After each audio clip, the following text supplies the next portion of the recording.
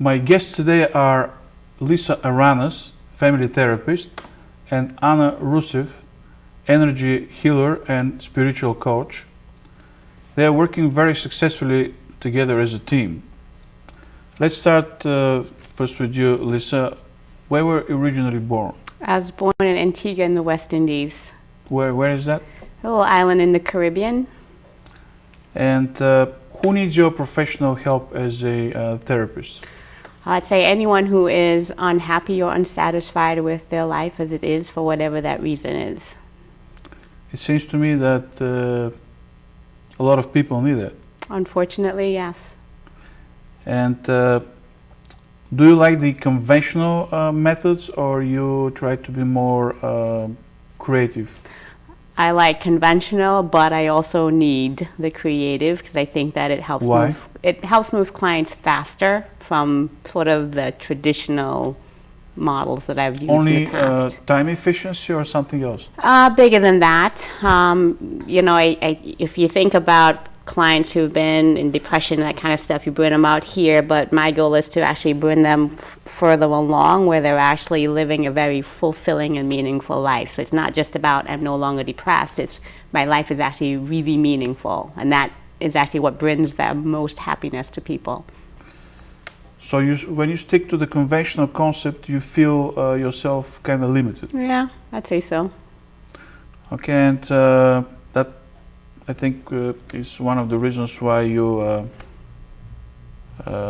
started working together. Correct, yes. How did it happen?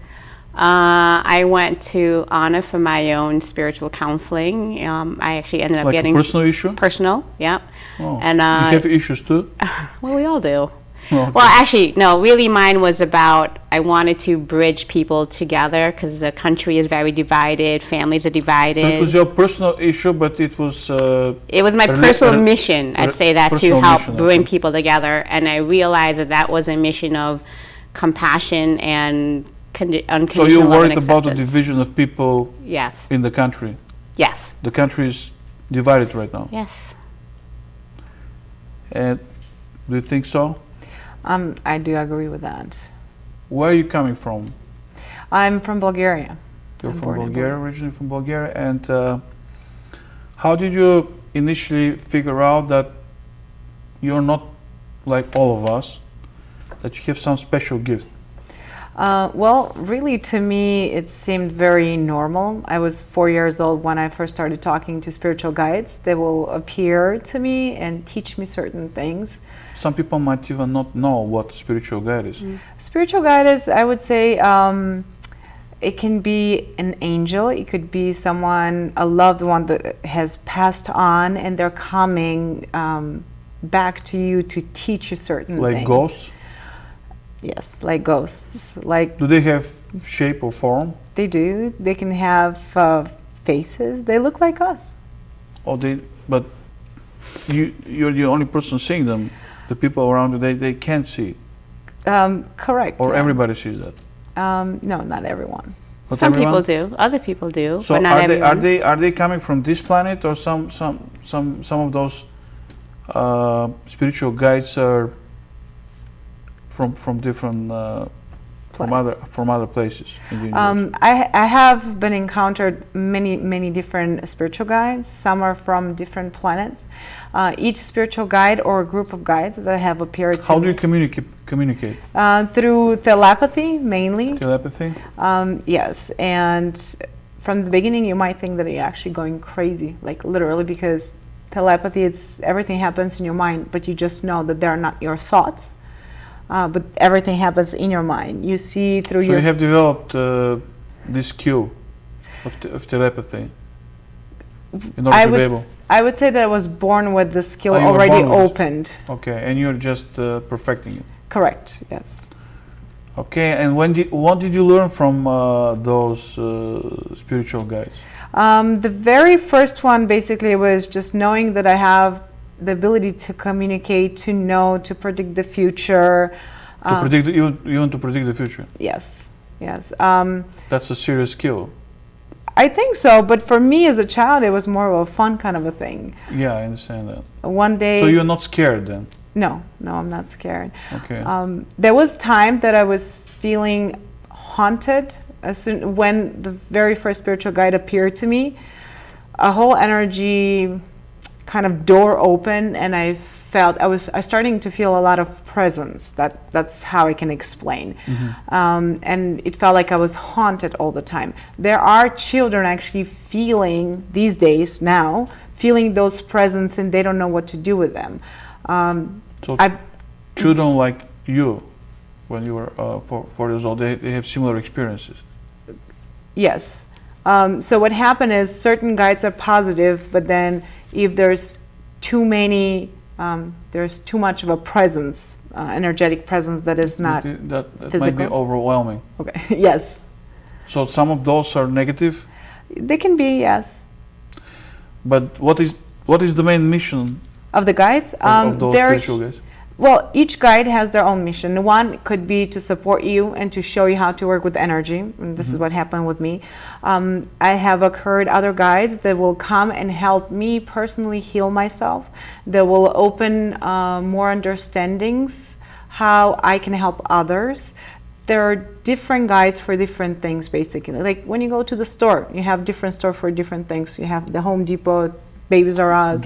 Do you keep on communicating with those guides until today? Yes, all the time. I have different groups of guides that Have I you taught Lisa how to communicate with them and how to? Yeah, she took one of my See them? classes. She took one of my classes. It's called Developing Your Psychic Abilities. Okay. And she was have able. Have you had an experience like that? No, that was my first. I was completely blown away. Completely blown away. What happened?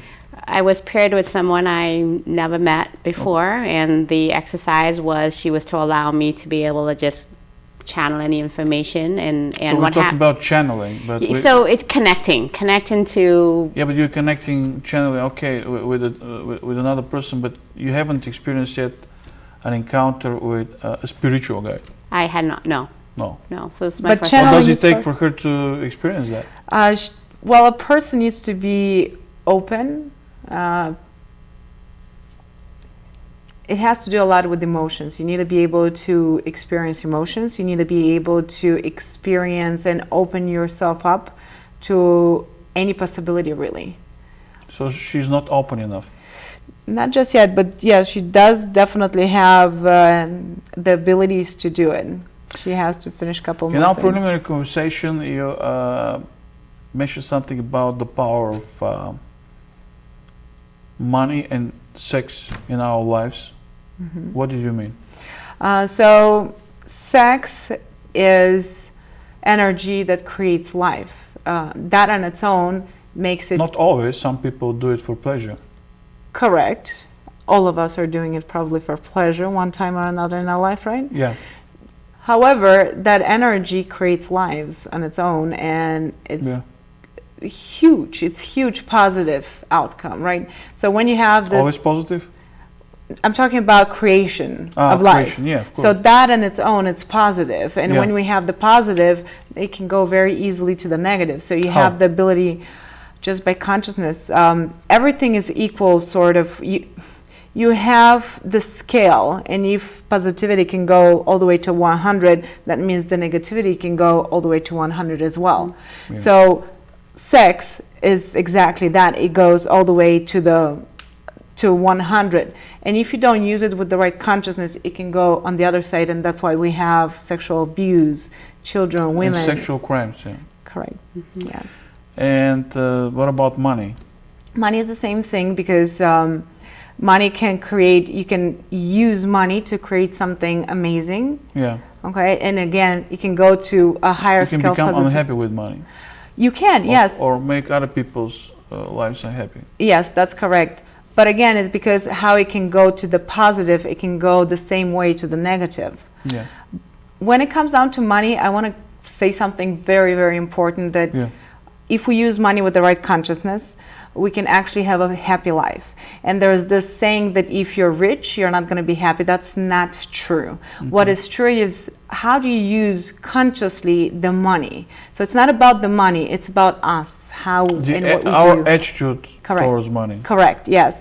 So we've grew up. What is the right attitude? What is the right attitude? Well, money are here for us to manage. Money is for us to manage. Money don't belong to us. Don't belong? No, they don't.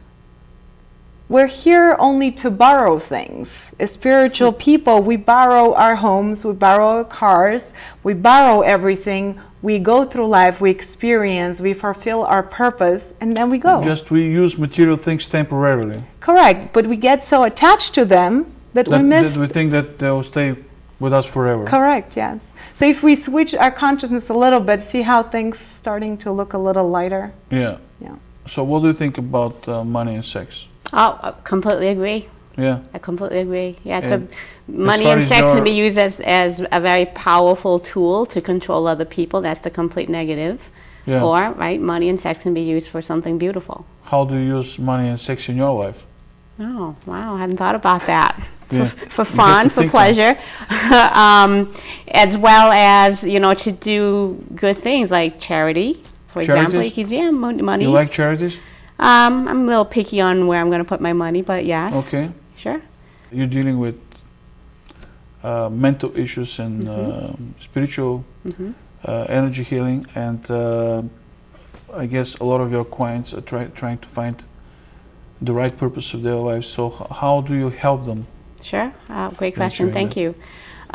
Well, let me be a little bit more specific. A lot of my clients are not coming in actually trying to figure out what their purpose in life is. A lot of them are just coming in because they have all these other issues going on, They're anxiety. not even aware that they're missing the purpose. Right. Okay. They don't even know. But what we do know from psychology is that no matter where you start, right, whether depression, self-esteem, you know, addictions, we do know that you're going to find your happiness, your true consistent happiness from finding your purpose in life, which comes down to doing something that is meaningful and fulfilling to you, which ultimately is something beyond you. It's about how you contribute to society, to humankind, and then What you're trying to say is that you are genuinely happy when you contribute to society and to other people, yeah, not to yourself. correct, Not when you're yes,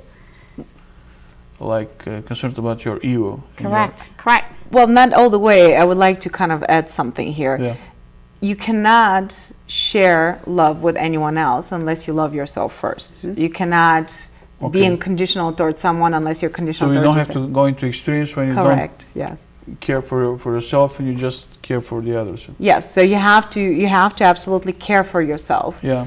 But then also, what is your purpose? To share your gift from a spiritual perspective is, to So- me, is to kind of awaken and understand that we're not only physical, but there's another component that in our life in these days, this is coming up more and more, the spiritual part of us, that purpose in life. I don't think it's coming very often. Most of the people are material.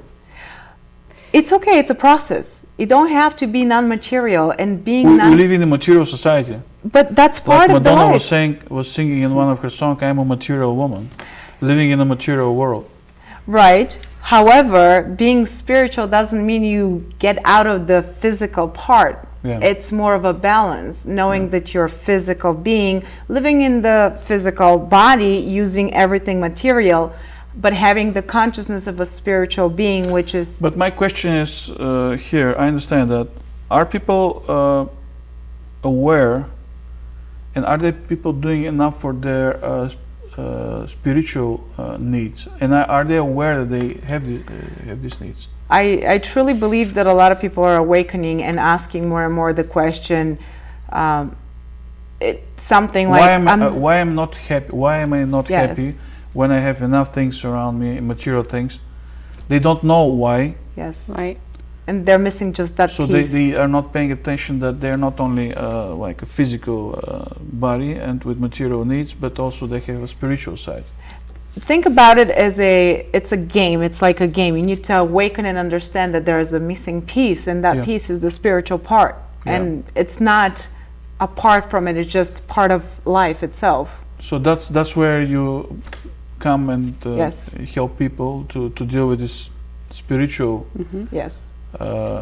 issues and Right. I teach Problem. spiritual wisdom. I teach spiritual practices. There are many different, I call it like a manual of life. There are certain things that if you know, you can maneuver through life very easy. When a client comes in, my job is to basically find, or not my job is, I'm guided. For each person is going to be different. Whatever that person is ready to hear, needs to work on, that's exactly what's going to come through me. And when I do energy work is I unblock certain parts of their body where they're holding some sort of negative energy, which is collection of emotions that you haven't been dealing with throughout your whole life.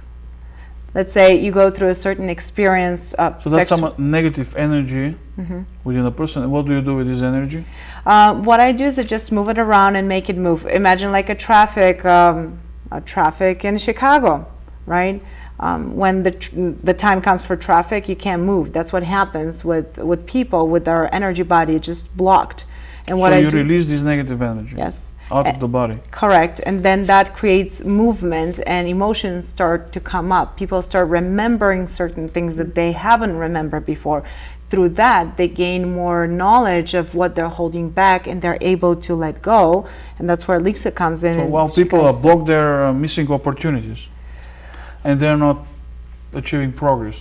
Yes, it's like filling a cup. A cup is full. In order for you to pour more, you're going to have to empty it first. So And this accumulation of all the negative energy is what eventually manifests in a mental issue or emotional issue or physical issue. Like we know when we're stressed out a lot. At the end of this process, you're being affected on a physical level. Absolutely, Yep. yes. Very possible. Because Yep. I've heard from some very prominent doctors that one of the most healing things is not medication, like a miracle medication, but like a positive thought. Thank you. Yes, I've heard that. I'm very thrilled to hear that more and more of the Western medical doctors are getting on board with Like this idea. traditional doctors, like conventional doctors, they just I've seen many times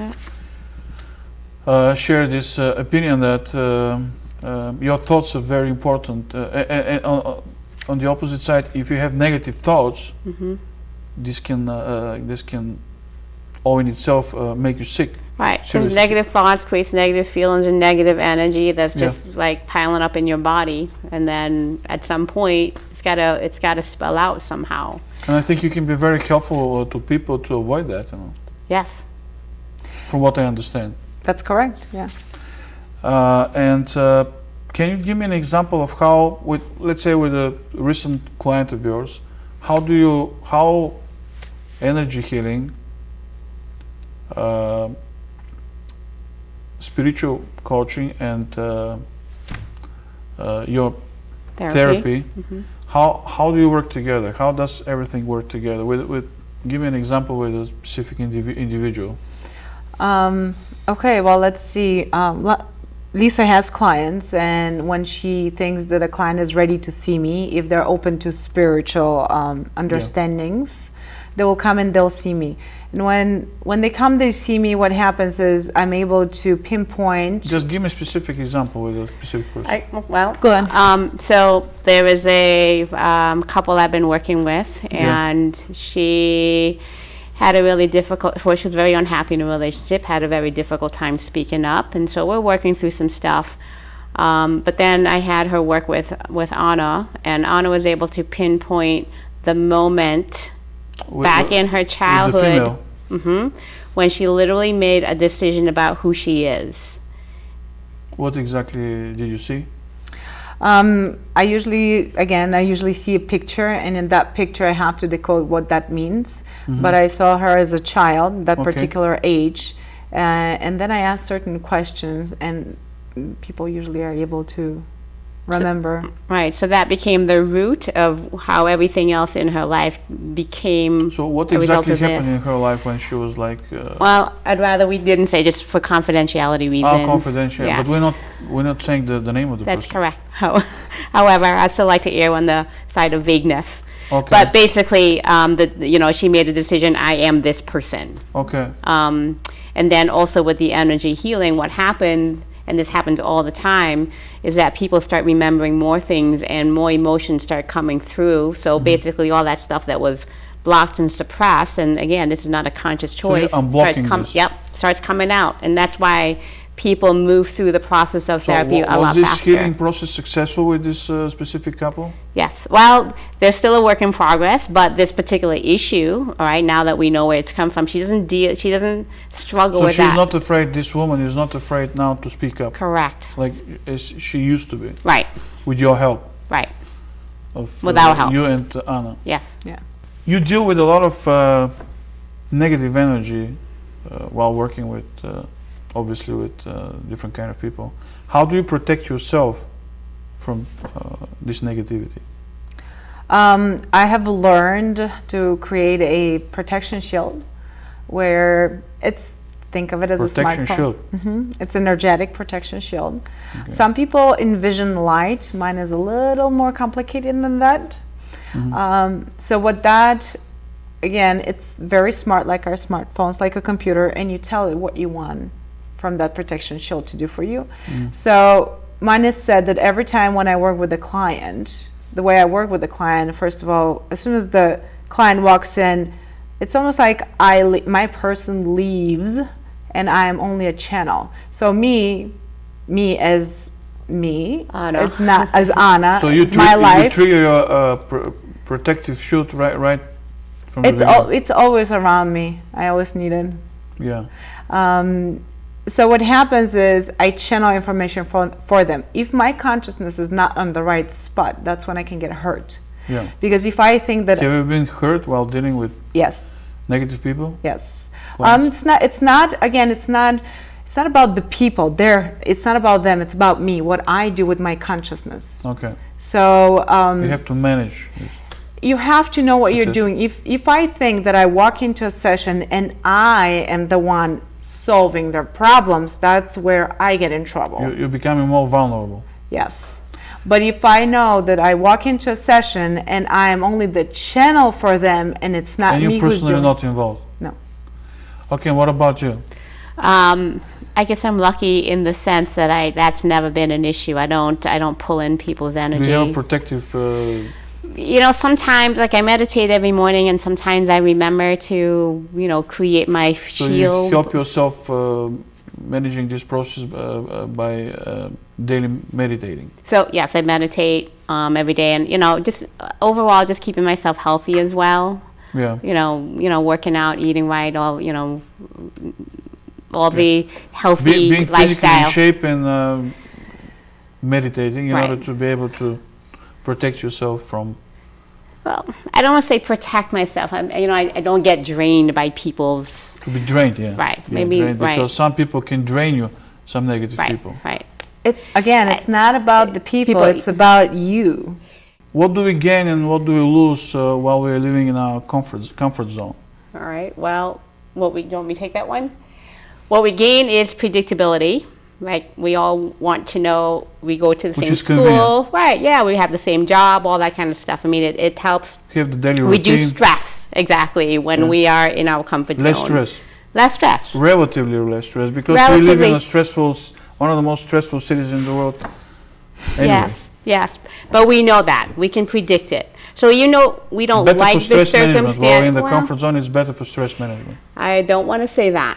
Yeah. I don't want to say that because we can live in some really bad situations, Yeah. right, that are very stressful, but we don't want to take the chance to try to get out of it, Yeah. right? So that's stretching past the So comfort what zone. are people losing when they stick to their comfort zone instead of crossing the border? Okay, thank you.